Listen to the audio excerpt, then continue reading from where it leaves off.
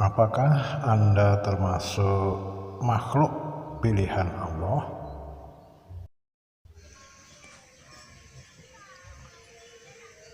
Bagi Anda yang pernah terbangun dari tidur dan pada waktu itu masa tengah menunjukkan pukul sekitar 3 pagi, sekitar pukul 3 pagi. Namun hal itu terjadi hanya sekali saja. Mungkin hal itu hanyalah kebetulan, kebetulan saja ada sesuatu kemudian membangunkan Anda di jam 3 pagi. Namun jika sobat sering terbangun pada jam 3 pagi, maka bersyukurlah Anda, bersyukurlah. Sebab Allah menyayangi Anda, itu tandanya Allah menyayangi Anda. Jam 3 pagi itu dipercaya sebagai waktu di mana yang hidup dan bernyawa sedang tertidur lelap. Tetapi tidak bagi mereka-mereka yang hidup di alam gaib. Di jam 3 pagi itu adalah merupakan puncak-puncaknya aktivitas dari mereka yang di gaib. Puncak aktivitas bagi mereka yang berada di alam gaib, yang tidak terlihat oleh indera kita. Pada jam 3 pagi tersebut, di mana dimensi gaib itu sedang terbuka dengan lebarnya. Hal-hal yang gaib itu terbuka lebar, sehingga secara disadari atau tidak itu akan banyak interaksi antara manusia dengan mereka yang astral, yang gaib. Waktu inilah yang sebaiknya saat yang tepat untuk menunjukkan atau memanjatkan doa hajat Anda. Saat inilah. Jumpa kembali dengan Ruh Ilahi Channel. Jangan lupa tekan subscribe-nya ya. Kemudian pencet lonceng notifikasinya. Karena dengan memencet lonceng notifikasinya tersebut, Anda akan menerima konten-konten terbaru yang akan siap tayang. Jadi Anda nantinya akan mendapatkan yang pertama setelah menekan lonceng notifikasinya. Terima kasih.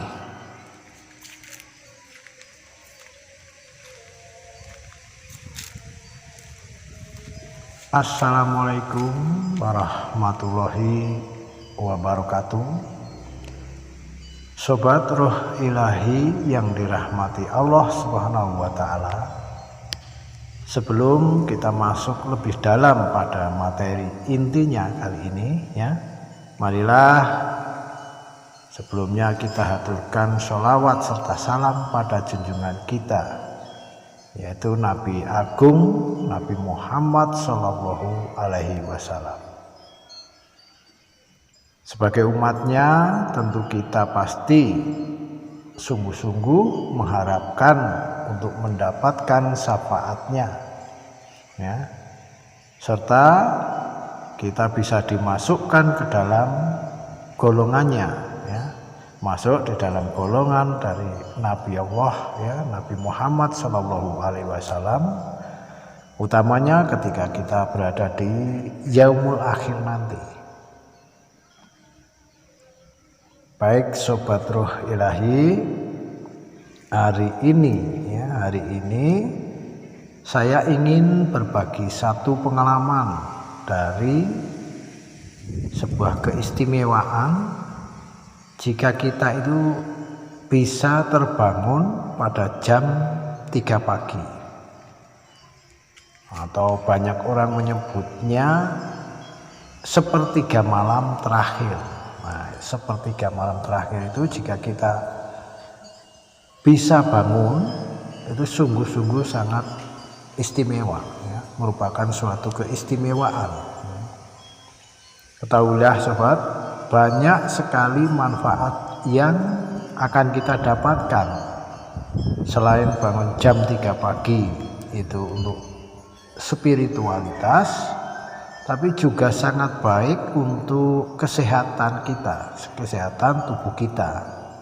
Nah, mari kita mulai membahas untuk manfaat serta faedahnya bagi kehidupan kita, utamanya ya, jika kita bisa melanggengkan bangun di sepertiga malam yang terakhir. Manfaat yang pertama, ya, perlu kita ketahui ini. Manfaat yang pertama, kita akan memiliki rasa kepekaan untuk merasakan adanya energi semesta alam ini. Kita akan diberikan keistimewaan itu dari Allah, ya. Ketika kita bisa melanggengkan bangun di sepertiga malam terakhir, ya, kita akan bisa merasakan suatu kepekaan, ya, kepekaan adanya energi tentang alam semesta ini. Pada jam 3 pagi ini, ya, meski di alam manusia itu tampak sunyi senyap, ya, sunyi senyap karena banyak yang tertidur, namun tidak demikianlah adanya di alam gaib, ya, di alam astral. Pada waktu inilah puncak-puncaknya aktivitas mereka, ya. Mereka sedang rame-ramenya beraktivitas, ya, sedang sibuk-sibuknya beraktivitas. Nah, jika kita telah memiliki rasa dan intuisi yang kuat, akan bisa menangkap energi tersebut, ya, energi dari kehidupan gaib tersebut, ya. Pada saat inilah itu satu kesempatan yang peluang atau kesempatan yang sangat besar bagi kita untuk bermunajat pada yang gaib. Utamanya kita bermohon atau berhajat, memohon hajat kepada Allah Subhanahu wa taala. Itu yang akan sangat makbul itu di waktu-waktu ini. Jika kita ingin mengenal lebih dalam kehidupan alam gaib, ya, utamanya dari bangsa jin. Nah, di saat dan waktu inilah yang tepat, ya, di sepertiga malam yang terakhir ini Anda sungguh-sungguh berkesempatan besar, ya, untuk bisa berinteraksi dengan hal-hal gaib. Itu sangat besar kesempatannya, ya. Karena kehidupan alam gaib, ya, bangsa gaib, bangsanya jin, itu sebenarnya hampir sama dengan kehidupan kita, ya, bangsa manusia.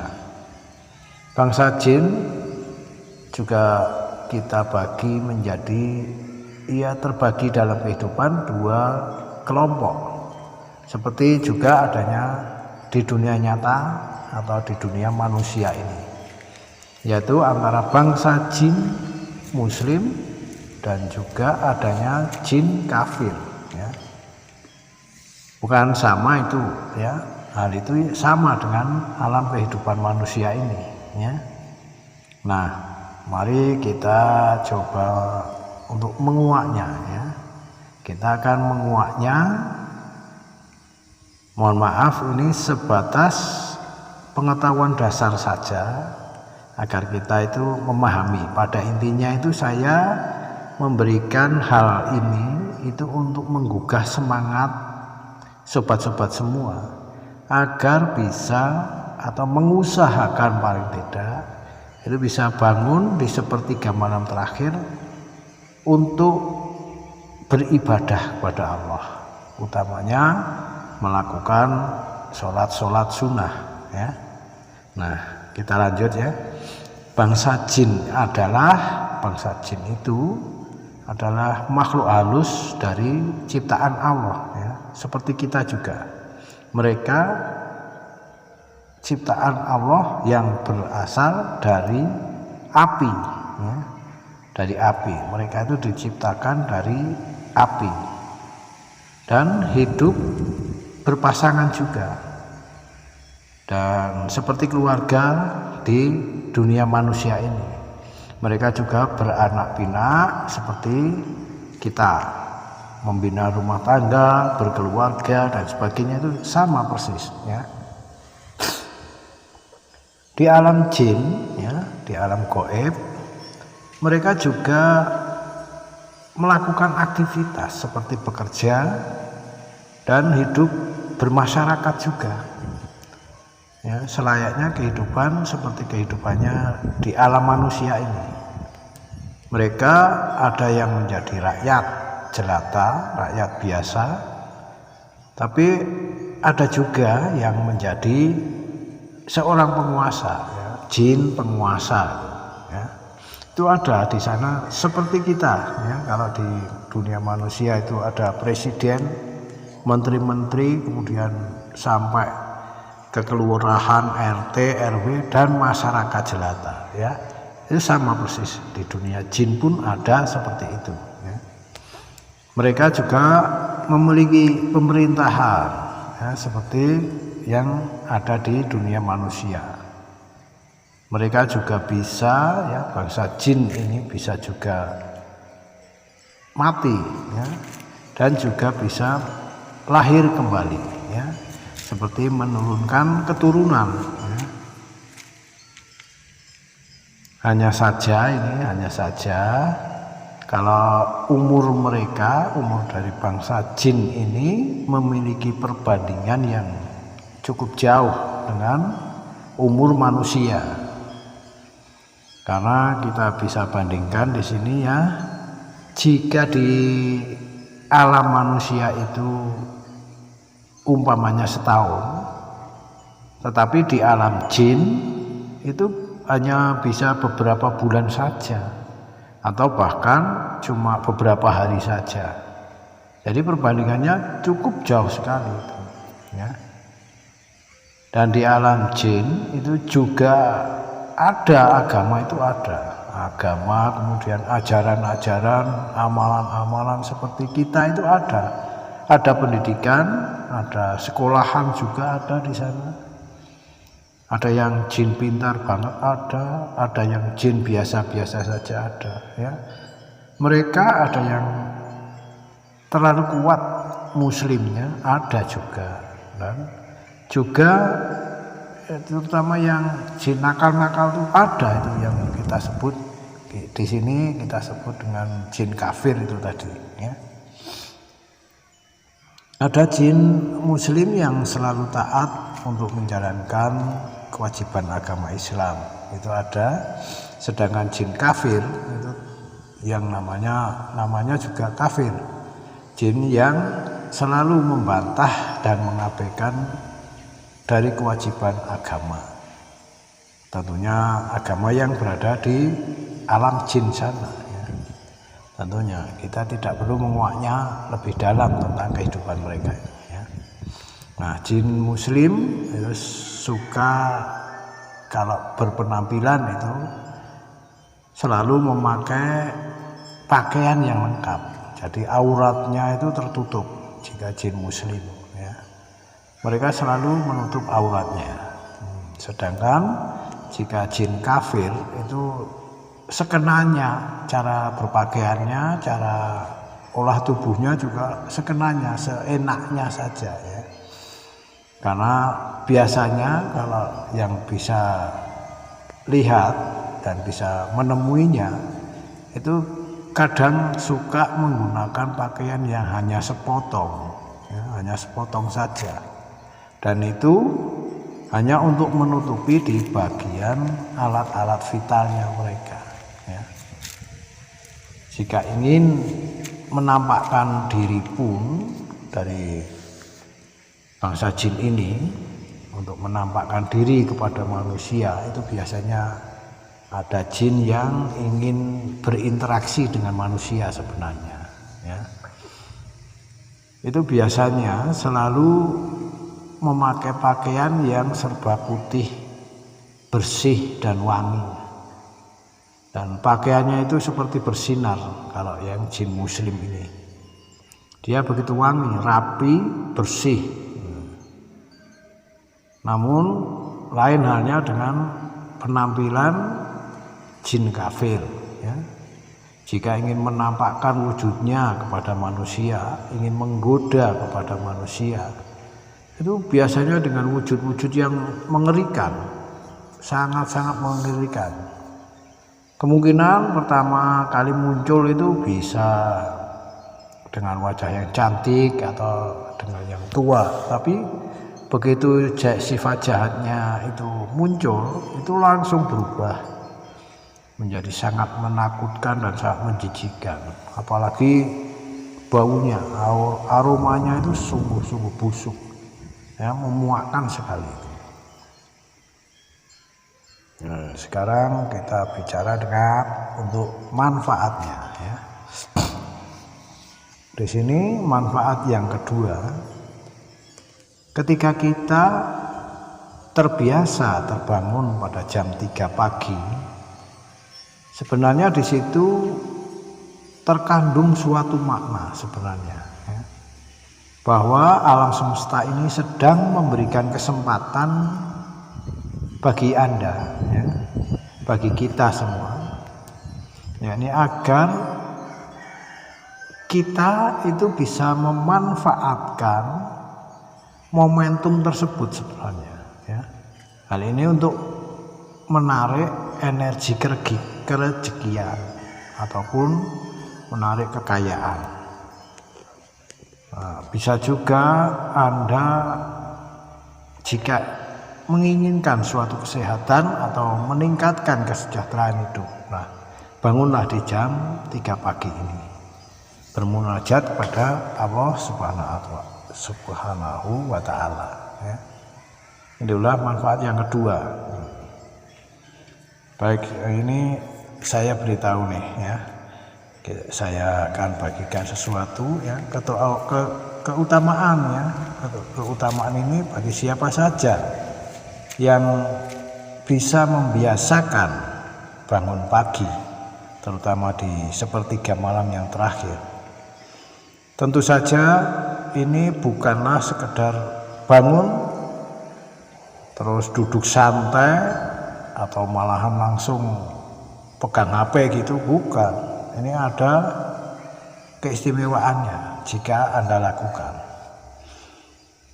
ya. Kalau cuma duduk santai kemudian langsung mainan HP, itu sama saja namanya. Kalau seperti itu, ya, tidak ada gunanya dan malah bisa dikatakan bangunnya kita di pagi hari itu merupakan kerugian, ya, merupakan kerugian besar, ya.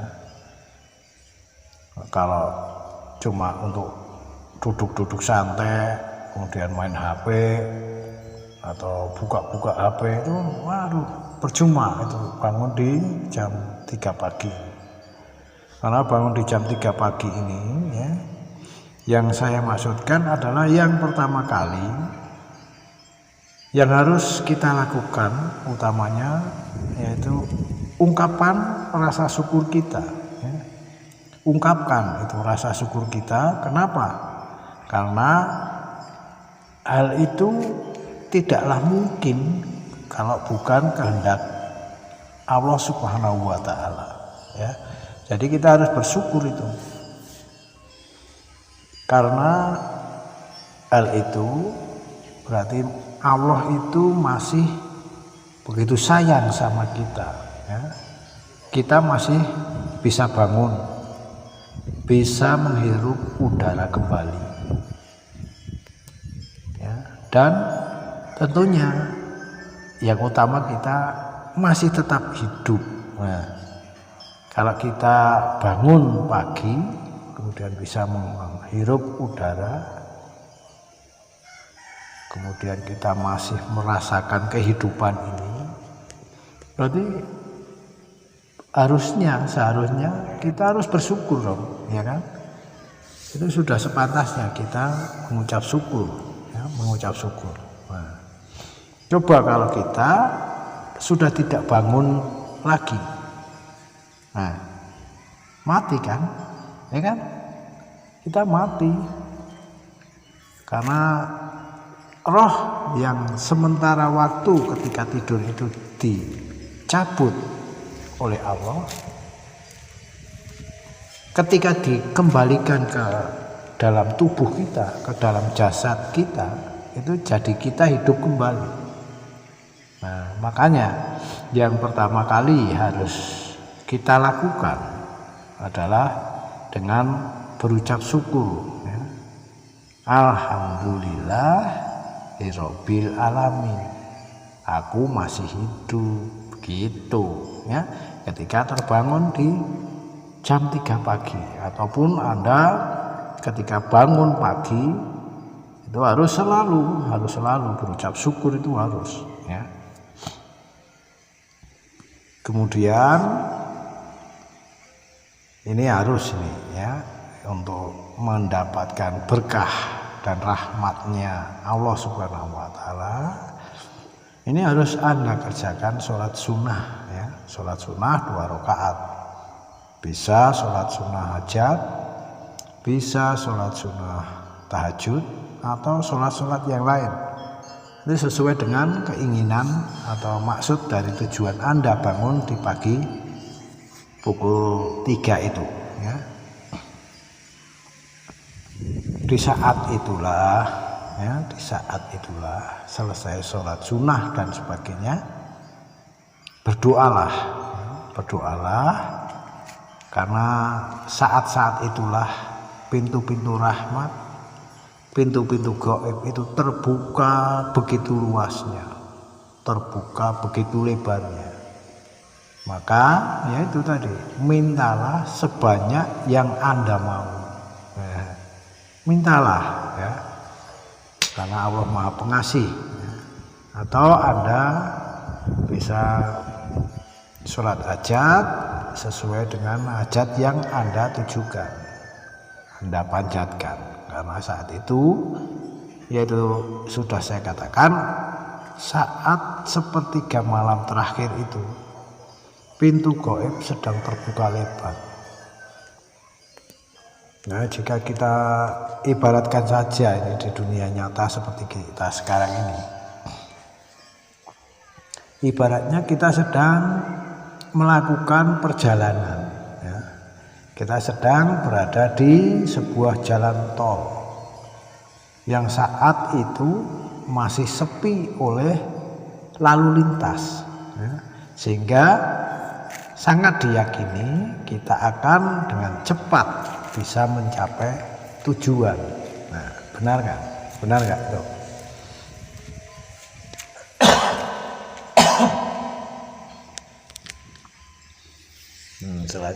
Untuk selanjutnya ini, mari kita mulai membuka untuk keutamaan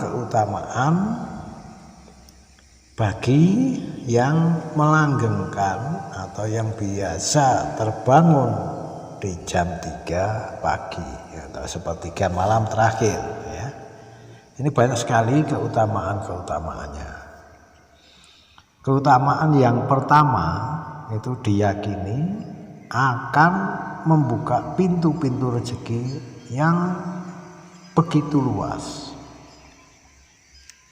Di sini ada satu kisah ketika itu Rasulullah pulang dari sholat subuh dari Masjid Nabawi. Beliau mendapati putrinya Fatimah itu masih dalam keadaan atau masih dalam kondisi tertidur pulas. Nah, Rasulullah pun berkata untuk membangunkan putrinya tersebut. wahai anakku, bangunlah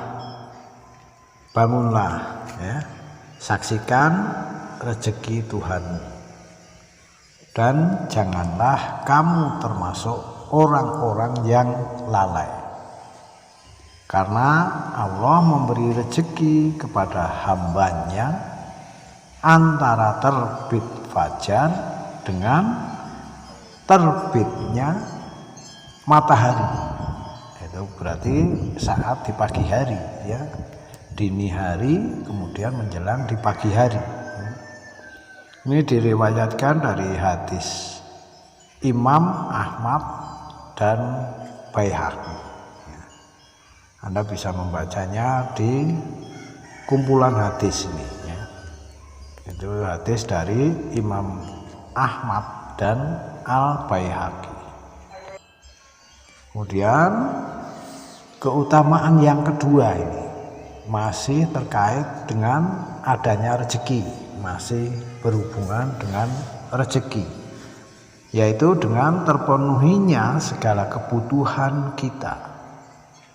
Hal ini pernah diriwayatkan oleh Imam At-Tabrani ya, dan oleh Al-Bazzar radhiyallahu anhu.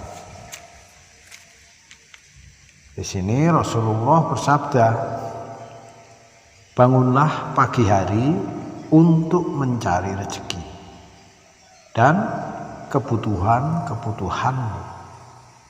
Sesungguhnya pada pagi hari itu terdapat barokah dan keberuntungan.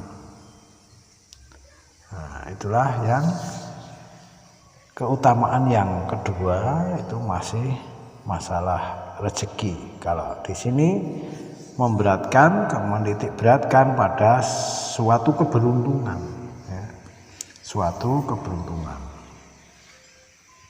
Selanjutnya keutamaan yang ketiga ya, keutamaan yang ketiga ini berhubungan dengan yang gaib ya, berhubungan dengan yang gaib. Karena jika kita terbangun di jam 3 pagi atau sepertiga malam yang terakhir, kemudian kita melakukan sholat sunnah 2 rakaat dan berdoa kepada Allah, maka diyakini di sini ada puluhan bahkan ratusan malaikat akan turut pula mendoakan kita ya, akan turut mendoakan kita, serta mereka para malaikat itu akan menyampaikan laporan kepada Allah Subhanahu wa ta'ala itu secara langsung. Jadi apapun yang kita doa yang kita panjatkan, kemudian hajat yang kita panjatkan, itu akan secara langsung dilaporkan oleh malaikat-malaikat yang turut pula berdoa bersama kita di jam sepertiga malam itu ya. Sebagaimana pernah disabdakan Nabi Muhammad sallallahu alaihi wasallam, wadaj tamiu malaikatul laili wa malaikatun nahari fi sholatil fajri. Nah, di sini bisa saya ambil artiannya ya, insya Allah. Dan para malaikat malam dan juga malaikat siang berkumpul pada sholat fajar, berarti sholat subuh. Ini diriwayatkan dari hadis Bukhari, hadis yang sahih ya, hadis yang sahih.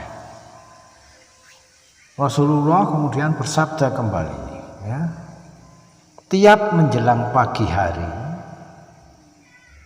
ada 2 malaikat turun, yang satu berdoa kepada Allah Ya Allah, karuniakanlah bagi orang-orang yang menginfakkan hartanya di waktu subuh. Tapi malaikat yang satu lagi berdoa, tapi berdoanya yang aneh ini, yang aneh. Ya Allah, timpakan kerusakan atau kemusnahan bagi harta yang ditahan atau dibakhilkan. Ini terdapat di dalam Muttafaqun alaih, ya, di dalam Muttafaqun alaih. Untuk selanjutnya itu keutamaan yang keempat. Nah, keutamaan yang keempat ini kita diberi kesempatan. Nah, kita berkesempatan untuk memperoleh ampunan Allah atas dosa-dosa yang pernah kita lakukan. Hal ini pun Rasulullah bersabda, siapa saja yang memasuki pagi hari, ia tidak berniat menzalimi seseorang, maka dia akan diampuni baginya segala dosa. Dan siapa saja yang memasuki pagi hari dan berniat menolong orang yang teraniaya dan kemudian memenuhi keperluan orang-orang Islam, maka baginya pahala seperti pahala haji yang mabrur. Wah, luar biasa faedah atau keutamaan yang kita dapat ketika bangun pagi kemudian melakukan infak, melakukan sedekah, ya. Itu luar biasa keutamaannya. Sedang keutamaan yang kelima ini kita akan dijauhkan dari sifat malas. Seperti ada semangat, ya, ada semangat untuk selalu membuat suatu prestasi, ya. Tubuh ini rasanya begitu segar, ya, begitu segar, begitu sehat. Rasanya cuma ingin beraktivitas, ya. Seperti yang disabdakan Rasulullah Shallallahu Alaihi Wasallam berikut ini. Setan membuat 3 ikatan di tengkuk, yaitu leher bagian belakang ini, ya, di bagian belakang ini, dari kalian ketika tidur. Di setiap ikatan tersebut setan akan mengatakan, malam masih panjang, maka lanjutlah tidurmu. Tidurlah, tidurlah, tidurlah. Itulah bisikan setan, ya, ketika membuat kita itu malas untuk bangun dari tidur di sepertiga malam. Namun jika ia bangun kemudian melakukan zikir atau berzikir pada Allah, maka satu ikatan akan lepas dari ikatan-ikatan setan itu. Nah, kemudian jika kita selanjutnya melakukan kegiatan untuk berwudu, mengambil air wudu, maka lepas juga atau lepas lagi satu ikatan yang ada di tubuh kita. Kemudian jika kita segera mengerjakan sholat, maka lepaslah seluruh ikatan yang diikat oleh setan dari tubuh kita. Nah, itulah intinya dari keutamaan bangun di pagi hari. Nah, sepertiga malam. Karena di pagi harinya dia akan selalu kelihatan bersemangat, dan bergembira, seperti selalu mendapatkan keberuntungan pada setiap langkah-langkah kakinya. Itu ada saja keberuntungan yang dia peroleh, ya. Nah, untuk selanjutnya ini keutamaan yang keenam ini. Inilah yang menjadi harapan serta impian bagi setiap muslim, ya. Karena menginginkan, tentunya kita menginginkan mendapatkan berkah dari Allah, ya. Yang namanya berkah dari Allah itu siapa yang tidak menginginkan, ya. Karena Allah Azza wa Jalla adalah maha segalanya. Nah, kita mendapatkan secuil berkah dari Allah aja sudah tidak ternilai, ya, tidak ternilai rasa syukur kita nantinya.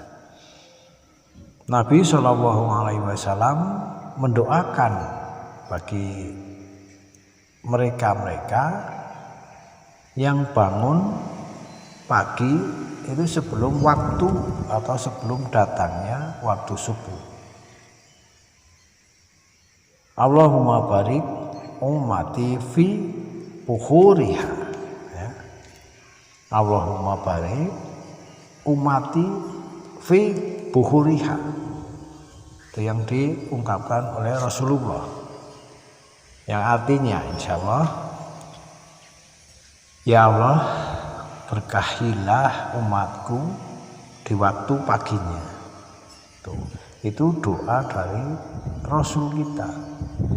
Rasul kita itu selalu memperhatikan dan selalu memohonkan ampunan, apalagi bantuan, dan mendoakan secara langsung kepada Allah. Disampaikan oleh Nabi Muhammad itu langsung kepada Allah. Sabdanya yang lain Nabi Muhammad, ya, lan yalijan naru ahadi sholah qabla tulungi samsi wa qabla gurubiha. Tidaklah akan masuk neraka bagi orang-orang yang melaksanakan sholat sebelum terbitnya matahari. Itu yang dibahas di sini itu sholat subuh, dan sebelum datangnya sholat asar, ya, terutama sholat sebelum tenggelamnya matahari. Kalau menurut hadis ini yang dibahas adalah waktu datangnya sholat asar. Lanjut, keutamaan yang ketujuh, bagi mereka yang bangun di sepertiga malam yang terakhir, Allah akan menjauhkan darinya sifat kelalaian, menjadikan kita tidak akan mengalami atau tidak menjadikannya seorang yang mudah pikun. Itu keutamaan yang ketujuh ini. Karena orang yang malas bangun di pagi hari berarti ia adalah orang yang lalai. Lalai akan apa? Lalai akan kewajibannya sebagai makhluk Allah, agar selalu mengingat Allah, agar selalu bersujud kepada Allah, agar selalu berdoa kepada Allah, ya. Karena orang-orang lalai ini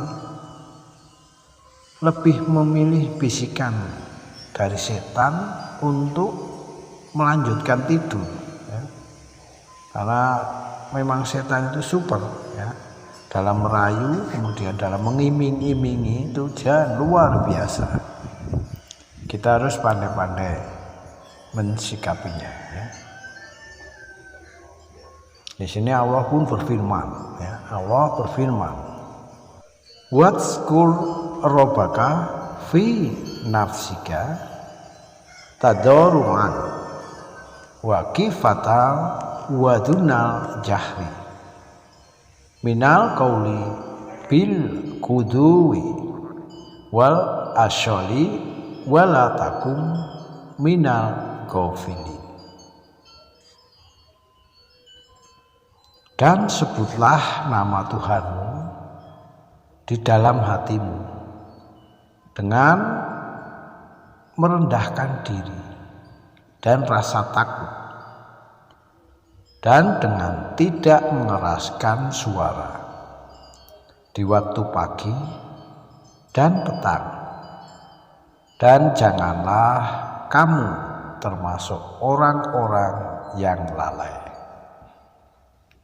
Ini terdapat di dalam Quran surat Al-A'raf ayat 205, ya. Keutamaan yang kedelapan bagi mereka yang bisa rutin bangun jam 3 pagi, kemudian melaksanakan sholat sunnah 2 rakaat, maka Allah akan mempermudah mereka untuk mendapatkan rezeki yang luar biasa, ya. Allah memudahkan, ya. Allah akan memudahkan kita. Jika bangun pagi itu lalu melakukan sholat sunnah sebelum melakukan atau sebelum datangnya sholat subuh, maka insya Allah akan mendapatkan rezeki yang begitu berlimpah. Nabi Muhammad SAW bersabda, 2 rakaat sholat fajar sebelum subuh, ya, lebih baik daripada dunia dan isinya. Ini riwayat dari Muslim, ya, hadis riwayat Muslim. Sobat roh ilahi yang dimuliakan Allah Subhanahu wa taala,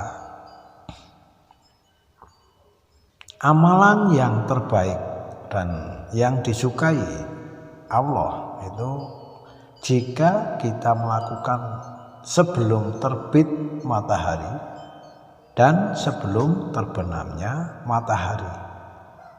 Yaitu artinya di sini kita bisa melakukan sholat qobliyah subuh dan juga sholat asar, ya, sholat asar.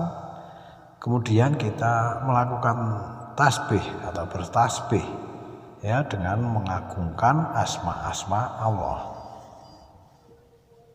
Hal ini Allah akan melindunginya di sepanjang hari itu, serta akan memberinya berbagai kemudahan-kemudahan. Sekarang keutamaan yang ke-9. Keutamaan yang ke-9 ini, jika orang tersebut melaksanakan secara istiqomah, ikhlas dan ridho untuk selalu bangun di jam 3 pagi, kemudian orang tersebut menjalankan sholat sunnah dan berzikir, maka keutamaan yang akan didapatkan dari orang itu, ya, akan bisa melihat Allah di hari kiamah nanti, di hari perhitungan nanti, ya, di akhirat. Nah, apakah sudah paham semuanya dari sobat-sobat ini, ya? Kemudian yang akan kita urai selanjutnya itu nanti di konten berikutnya, ya. Ini sampai di sini uraian dari syiar yang saya sampaikan. Semoga saja sobat bisa mengambil hikmahnya, ya. Mengambil hikmah apa-apa yang telah saya sampaikan. Ya. Jika sobat kok kebetulan memiliki unek-unek ataupun suatu perasaan yang sedang mengganjal di dalam hati atau pikiran sobat, serta ingin mendapatkan sebuah solusi ataupun namanya apa ya, atau sebuah pilihan, ya, sebuah pilihan, jangan enggan, ya, jangan enggan untuk menuliskan di kolom komentar, ya. Atau sobat bisa langsung kirim ke email, ya, towekong69@gmail.com, ya. Itu email saya, ya, email resmi saya ini, ya. Anda bisa mengirimkan apapun di sana. Jika menginginkan suatu konten yang bermanfaat, insya Allah saya akan mencoba untuk menuruti atau mengabulkan permohonan Anda, ya, permohonan sobat-sobat semua. Nah, sampai di sini sekali lagi saya mohon maaf jika ada tutur kata saya yang kurang berkenan. Semoga ridho ilahi selalu menyertai kita semua. Amin ya robbal alamin. Alhamdulillah. Wabillahi taufik wal hidayah. Wassalamualaikum warahmatullahi wabarakatuh.